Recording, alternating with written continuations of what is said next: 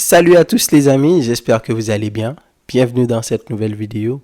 Victoire de l'Allemagne pour commencer cet Euro. Victoire 5-1 contre l'Écosse. L'Allemagne est à la maison. L'Allemagne, c'est une équipe, en tout cas moi, j'attends beaucoup de leur part. Parce que comme vous le savez, l'Allemagne, c'est une grande génération de football. Mais ces derniers temps, c'est compliqué. Coupe du Monde 2018, compliqué, même catastrophique. Coupe d'Europe 2021, au moins en huitième de finale, mais éliminé par l'Angleterre, 2-0. Coupe du Monde 2022, éliminé par le Japon au dernier moment, 2-1. Même s'ils auraient pu gagner contre l'Espagne, ça a été compliqué, mais au final, match nul. Et ces derniers temps, c'est super compliqué pour cette équipe de l'Allemagne. Mais dans un match amical contre la France, le retour de Toni Kroos qui est censé, disons, qui a insufflé quelque chose dans cette équipe-là, c'est ce renouveau-là. Ils ont, dès pour son retour, les 10e secondes de jeu, il a donné une passe à Florian Wirtz pour marquer contre la France. Ils ont surclassé la France. Donc, normalement, tu te dis que cette équipe d'Allemande-là, ils sont censés nous produire un football de qualité. Et aujourd'hui, après le match qu'ils ont fait, ils ont surclassé cette équipe de l'Écosse. 5-1. Des buts de Florian Wirtz, des buts de Musiala, des buts de Füllkrug, des buts de Kai Havertz, des buts de Emre Can qui n'était pas censé être là à la base, mais à cause de la blessure de Pavlovic, donc il a dû, le coach Nagelsmann, il a dû le rappeler. Et là, il est monté et il a marqué son but pour clouer le dernier clou, pour clouer le cercueil contre cette équipe de l'Écosse et victoire 5-1. Alors les amis, moi, j'étais tranquille, je comptais pas faire de vidéo pour ce match-là. Le match que j'attends, moi, c'est Croatie-Espagne. Hein? Lamine Yamal, Pedri, Rodri, etc. Et tous ces joueurs-là qui sont dans cette équipe espagnole. De l'autre côté, tu as Modric qui, visiblement, veut faire une dernière danse. Kovacic et l'autre qui joue à City, j'ai oublié comment il s'appelle.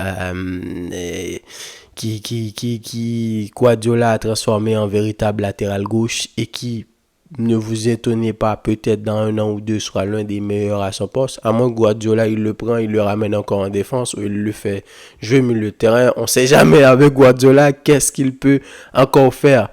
Mais après avoir vu ce match-là, ce football champagne, ce match qu'a produit l'Allemagne aujourd'hui, je ne pouvais pas tout simplement rester et ne pas en parler parce que franchement, avec des Toni Kroos qui est complètement tout le temps devant la défense, t'as Gundogan qui est dans un rôle de 10 derrière Kai Havertz et qui a à côté de lui Wirtz et Musiala. Donc ces gars-là, ils ont permis énormément leur déplacement, leur pressing, leur vision de jeu. Ça a été excellent aujourd'hui. Donc 11 de départ pour l'Allemagne dans ce match-là. C'est Neuer dans les buts, Rüdiger et Jonathan Tah. Mittelstadt à gauche, Kimmich à droite. Devant eux, un double pivot, Toni Kroos et Hendrich. Et devant eux, Musiala à droite, Wirtz à gauche, Gundogan en tant que 10 et en attaque, Kai Havertz. Donc, on peut se dire aussi que cette équipe d'Écosse-là n'a pas vraiment proposé un excellent match. Ils sont venus, clairement, le but c'était pour défendre parce que ils le savaient très bien. Il n'y a pas vraiment beaucoup d'équipes sur le papier qui ont un effectif, disons, aussi fourni que l'Allemagne, surtout au milieu de terrain. Oui, au Portugal, il y a plein de joueurs, des Bernardo Silva, etc. Mais il y en a beaucoup qui ne sont pas en confiance. Il y en a beaucoup qui n'arrivent pas à s'intégrer dans cette équipe-là. Il y a la discussion pour savoir est-ce que Cristiano, c'est lui qui va être titulaire ou Gonzalo Ramos. L'Espagne, c'est des Rodri, Pedri qui reviennent de blessure. Tu as l'Angleterre qui a énormément de joueurs, c'est l'un des effectifs les plus fournis. Mais il faut que Southgate arrive à trouver la façon d'équilibrer cette équipe-là pour voir qu'est-ce que ça va donner. D'ailleurs, il a fait des choix forts pour cet Euro-là et il est dans l'obligation de donner, de faire une très grande Euro. Il a des joueurs, il a des Foden, des Bellingham, etc.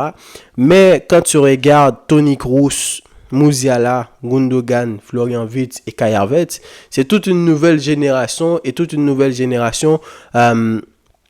qui sont tout simplement excellents. Cette victoire-là reflète un peu la saison de Bundesliga, les équipes en Bundesliga.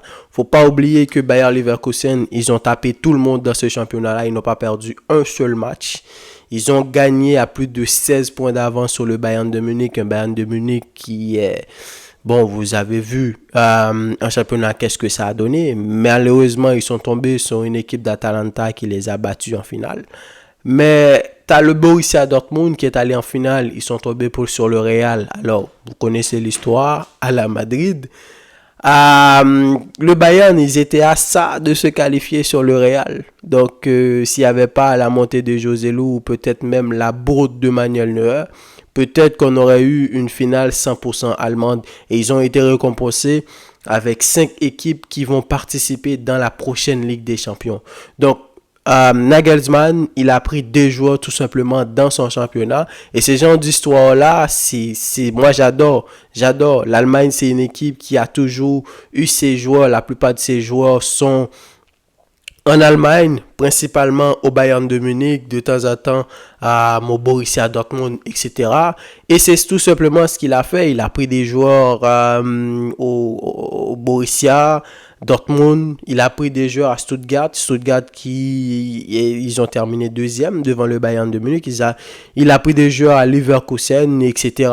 Donc, pour entrer dans le match, tout simplement, comme je viens de vous le dire, c'est que l'Allemagne, ils ont dominé le match du début jusqu'à la fin. Des passes entre les lignes, l'inspiration de Gundogan qui amène le but de Musiala pour Havertz qui a eu le recul de faire la passe pour Musiala. Le but aussi, le dernier but de Emre Can quand tu vois Thomas Müller qui rentre entre les lignes, qui a la lucidité de refaire la passe pour Emre Can pour qu'il aille marquer son but.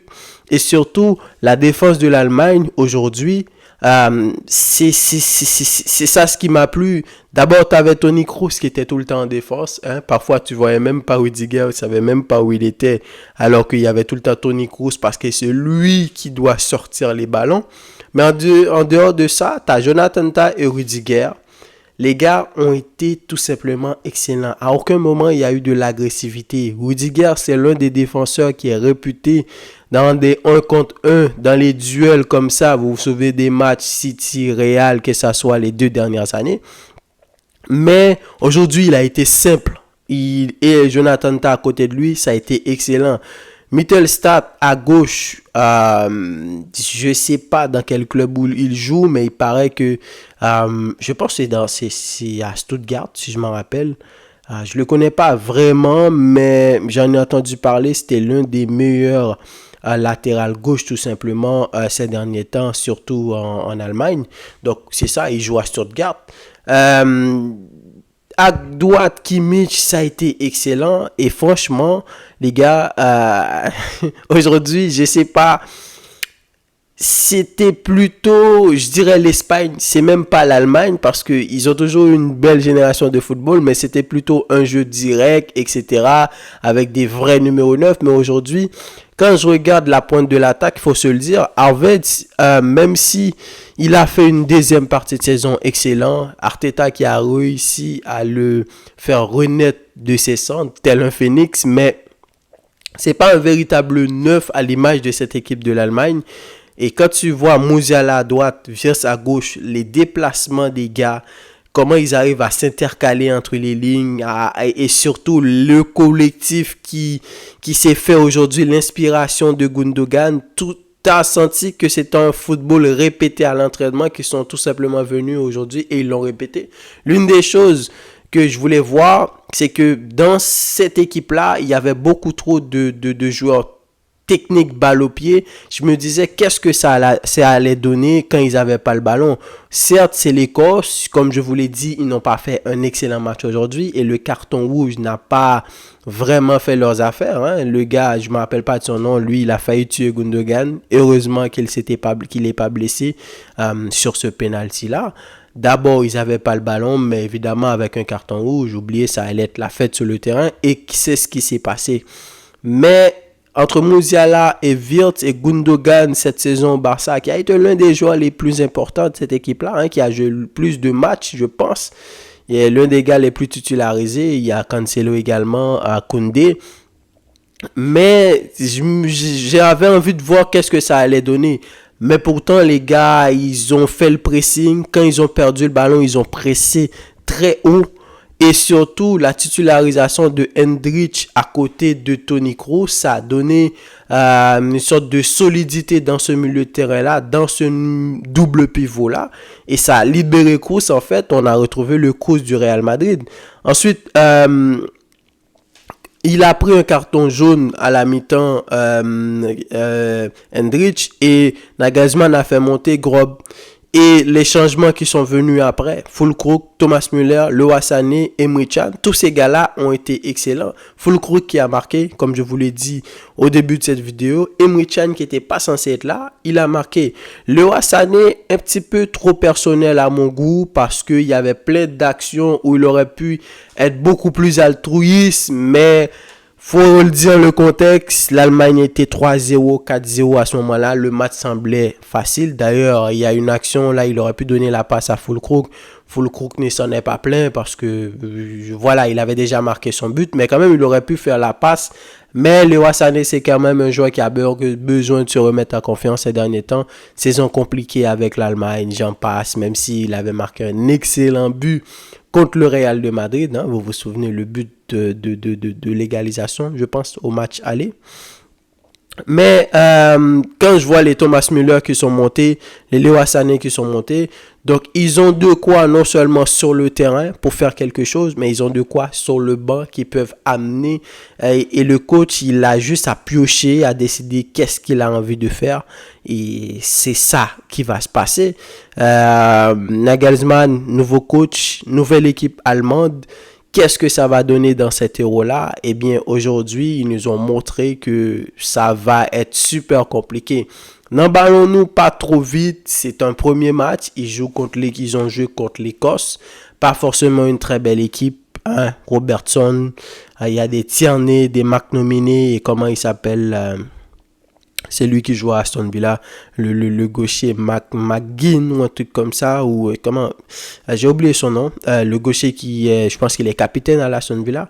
C'était pas forcément la meilleure équipe contre qui jouer, mais quand tu joues contre une petite équipe, il faut être capable de les battre. Et c'est ça qu'a fait l'Allemagne aujourd'hui. Et c'est pour ça qu'il ne faut pas minimiser cette victoire-là. Ils sont dans un groupe, il y a la Hongrie et la Suisse. Donc, dès l'entame de la compétition, ils ont gagné 5-1.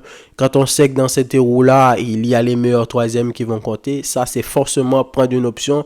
Et pour dire que, voilà, on est là. Les équipes comme la France, l'Espagne, etc., l'Angleterre, les autres favoris, attendez-vous à avoir une équipe allemande excellente et c'est tout ce que je souhaite. Hein. Moi, j'ai envie de vivre ce mois de football. J'ai envie que toutes les grandes équipes soient au top niveau. Hein. Portugal, l'Allemagne, la France et tous les joueurs soient excellents.